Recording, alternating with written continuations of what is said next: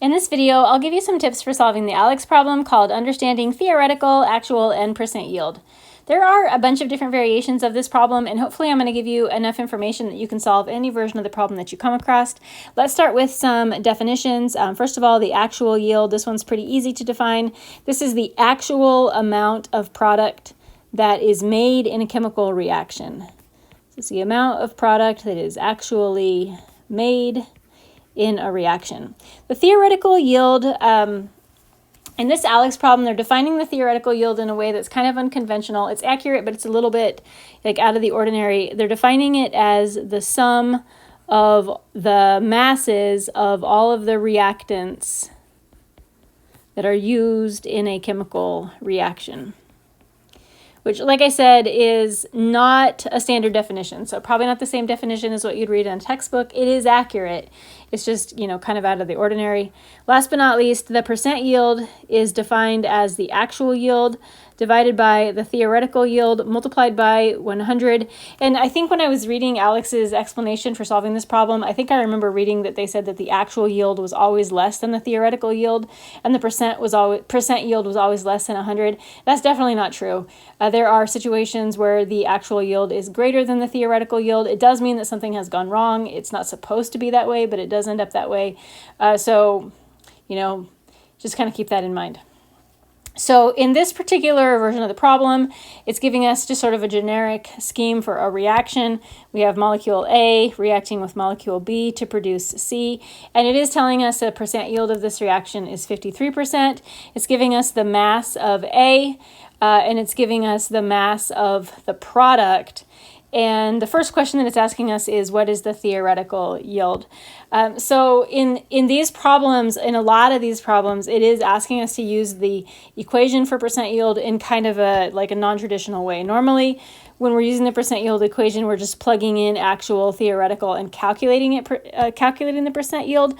But in this problem, we're actually going to be using the percent yield to calculate the theoretical yield.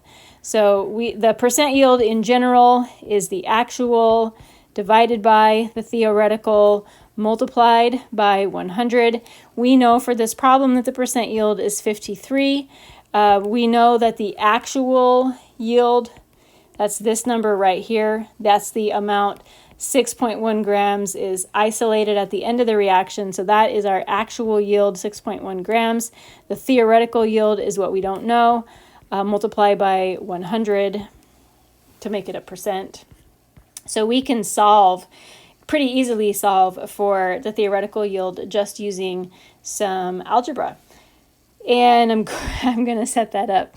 53 equals, I'm going to start just by doing the 6.1 times 100. Get my calculator up here. 6.1 times 100 is, I should have been able to do that in my head, 610 divided by the theoretical yield. Using the cross multiplication concept, 53 times the theoretical yield is 610. So the theoretical yield is 11.5 grams. And like I said, in quite a few of these ALEKS problems, it is asking you to use the percent yield equation in a non-traditional way. Now it's asking us how much B was consumed by the reaction. So the theoretical yield is the sum of all of the reactants that are used in the reaction.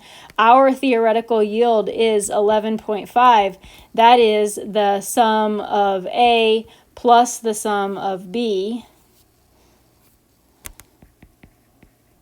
Or excuse me, it is the mass of A plus the mass of B. And the problem gives us the mass of A, which is 5.0 grams. It's right here. So this is pretty easy for us to figure out. The mass of B is just going to be 6.5 grams. And most of these ALEKS problems use this concept right here, where it's asking you to calculate to use the theoretical yield equation in this particular way. Now, I do want to talk a little bit about a slightly different, a version of this problem that appears to be very different, but it's not super different. I'm just going to move this out of the way. So there's a couple different versions where there is a data table In the one that I'm looking at right now, it has compound A and compound B. It gives the initial amount of A as 5.5 grams and the initial amount of B as 10 grams. And then it gives the final amount of each, 0 grams for A and 5.1 grams for B. And so it wants me to calculate the theoretical yield of the product. This is another A plus B goes to C. It wants me to calculate the theoretical yield.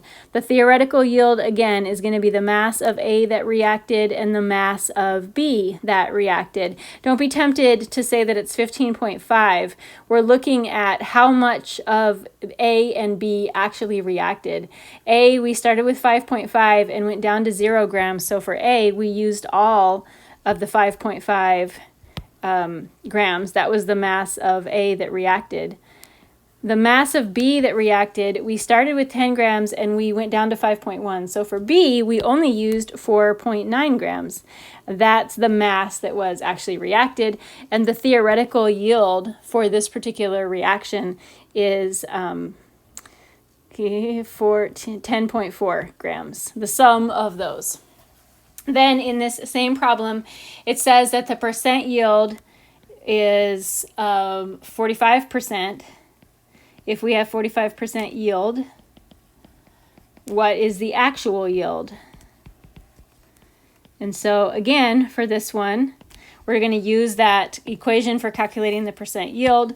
45% equals the actual, which we don't know, divided by that theoretical yield that we just figured out, 10.4 multiply by 100, and solve for actual, which I've actually ran out of room to do that, but you get the idea.